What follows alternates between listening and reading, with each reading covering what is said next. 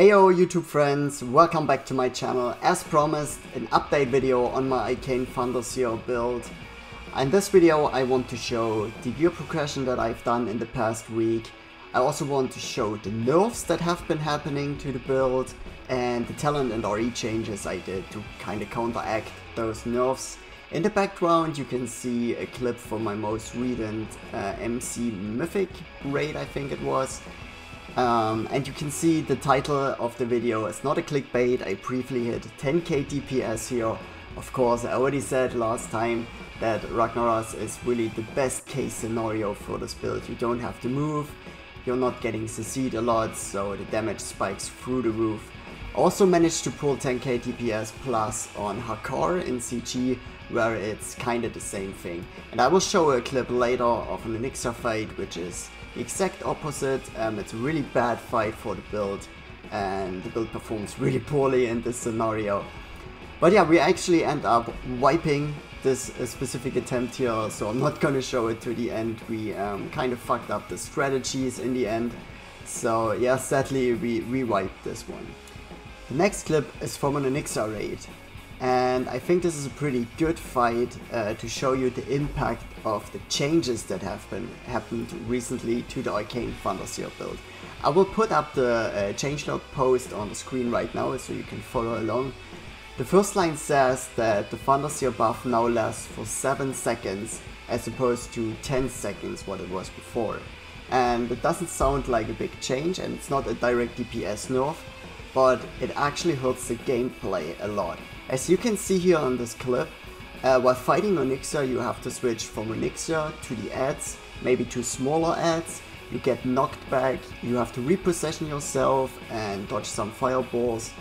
So with having a buff that only lasts for 7 seconds, you will lose those stacks frequently throughout this fight. Like here, for example, Elixir is too far away, I can't actually keep the stacks up after the ad died. So the next act that comes, I have to ramp up the damage completely again. And that happens for each ad phase, that happens in a lot of scenarios for a lot of bosses. And it hurts, it really doesn't feel good. It's a quality of life change, I feel. I kind of get the reasoning behind it, so that it kind of feels like you have damage spikes and you have damage downtimes. But in the end, I'm not a big fan of that.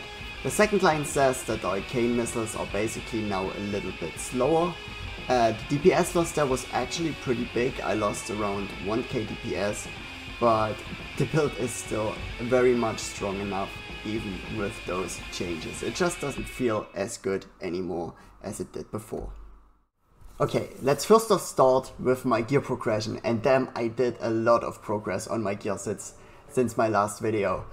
I am close to item level 71, which at the current tier of content is actually not bad.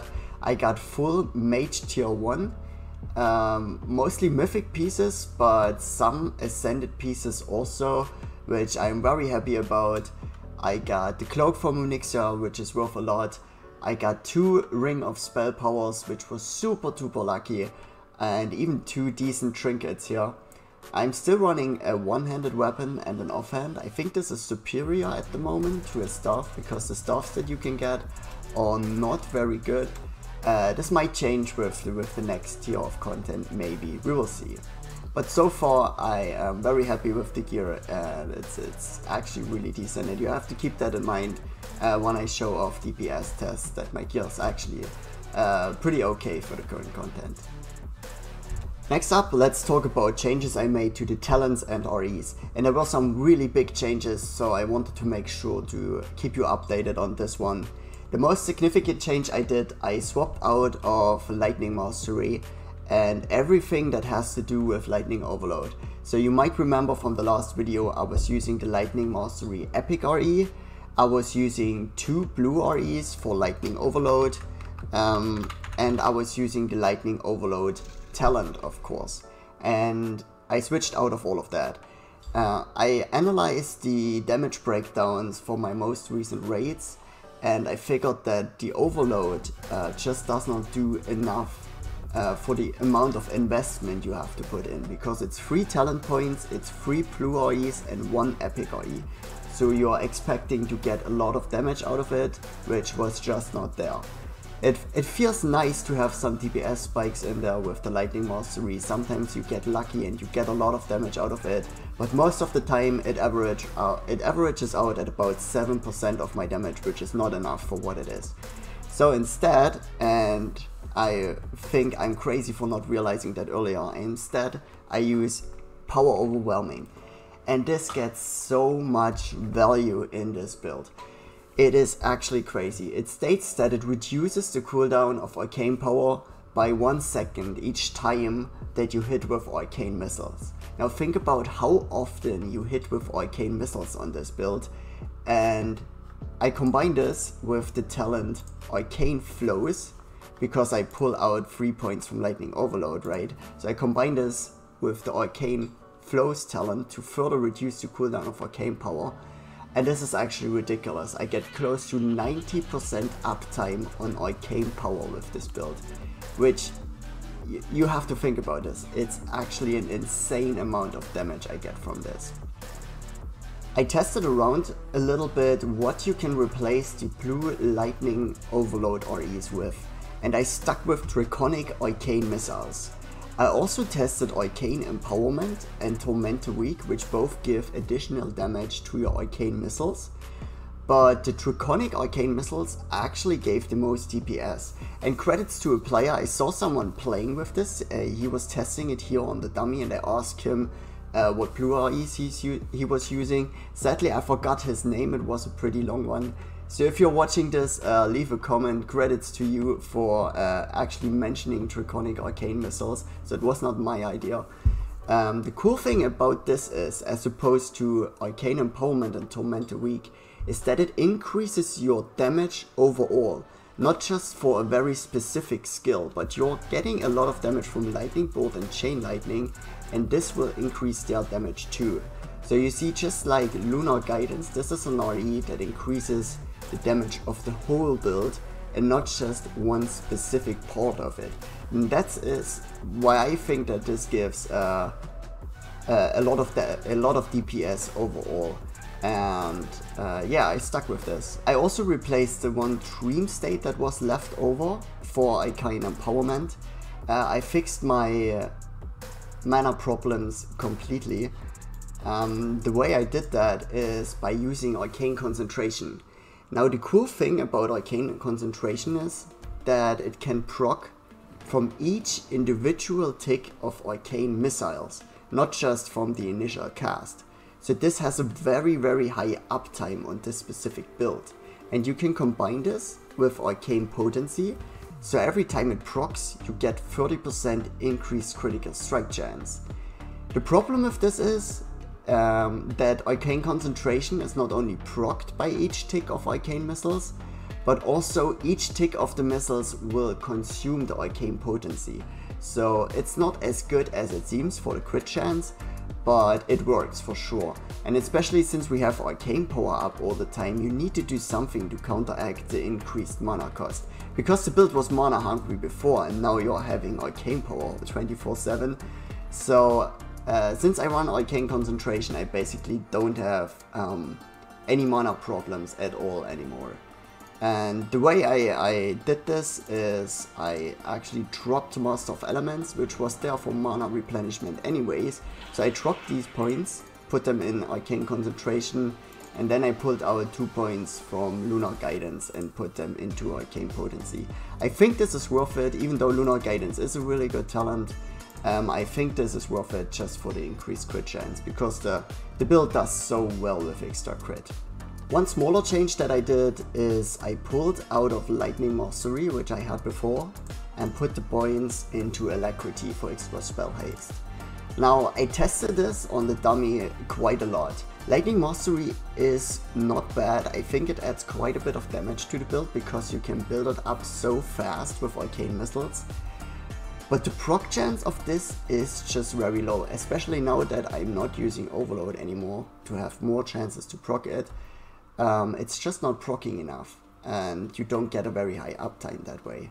And I much rather prefer having extra haste, which cuts down on the ramp uptime significantly, and overall pushes your DPS without any condition, just at all times.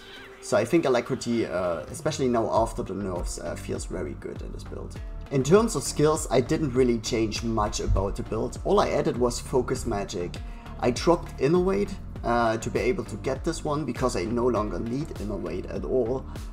Just to have a little bit more crit chance on the Arcane missiles, so I guess this is nice. Last thing I want to show off is the opener that I'm doing in a raid usually, and the damage profile of this build specifically, because I think this is important to understand. You see me spiking 10k DPS in a raid, and that's nice, but you have to understand that in practice at a lot of bosses you won't have that kind of DPS. The reason for that is when you don't have stacks or you're just building up stacks, this build has very bad DPS. It feels very bad. And only if you have all these stacks you can do real DPS. So you can see me, if I test it here now, you can see the build starting at 2k DPS maybe, and then going up all the way, and it just goes up, it goes up, it goes up, and it doesn't stop unless you lose your stacks. And in a practical scenario, you will lose your stacks. You will get stunned, you will get knocked back, you will get kicked, and the stacks are gone, and you have to start over again. And that's why the DPS usually averages out over the course of a fight at around 7 to 8k DPS, instead of you pulling 10k DPS all the time. That's just not how it works. So for the opener, usually what I do, I pop Elemental Mastery before I do anything. Then I channel Arcane Missiles, only for a few ticks, like 2 ticks maybe. And then I get the instant Lightning Bolt from Elemental Mastery. After that I will pop Nature Swiftness and repeat, and also get an instant Lightning Bolt. Then you have to channel Arcane Missiles through all the way and do your third Lightning Bolt. The reason for doing 3 Lightning Bolts is Unrelenting Storm. You want to stack that up to 3 stacks before you do a Chain Lightning, and then the next Chain Lightning will actually increase the monster's damage taken. So this is what it looks like. I will pop missiles, get an instant Lightning Bolt, Nature Swiftness, instant Lightning Bolt, then channel 1 through, because now it's a little bit faster. And at this point I will pop everything before my Chain Lightning, and now we can actually do damage, and that's how long it takes to stack up. And now we just go over to the normal rotations. Missiles, Lightning Bolt, missiles, Chain Lightning, just alternating. And at this point it's really easy, and you can see the DPS now spiking for real, especially in the graph. But at the start of it, we were at like 2k, 3k damage, so it was nothing to write home about. But yeah, just so you see that the damage is not always that high, and every time you lose your stacks, I can actually demonstrate that. So let's assume I'm getting stunned, so I will lose my stacks here, even if I get out of stun quickly. It's just not enough time to cast missiles and Lightning Bolt, and now you have to start over again. And look at my DPS, we're at like, what is that, 3k DPS, 4k DPS. So, and it takes a while. I'm still not stacked up, still not stacked up, still not fully stacked up. Now we're going, now we can actually pop off again. So it takes, what is that, at least 8 seconds to get your stacks back, which is crazy. And it feels very bad, and it's kind of the reason why I want to play another build, to be fair. But yes, I wanted to show this off and show off that it's not all super crazy with this build. Yeah, it has some really high damage spikes and not a really high consistent damage. And again, this video got way longer than anticipated. If you stuck around to this point, thank you very much for watching it. This is gonna be probably my last video on the Arcane Seer. I think I will do a new raiding build for the next video. Maybe I will show off a Mythic Plus build. That's to be decided. If you want to see that, subscribe to my channel to not miss it out. And until then, thank you again and goodbye.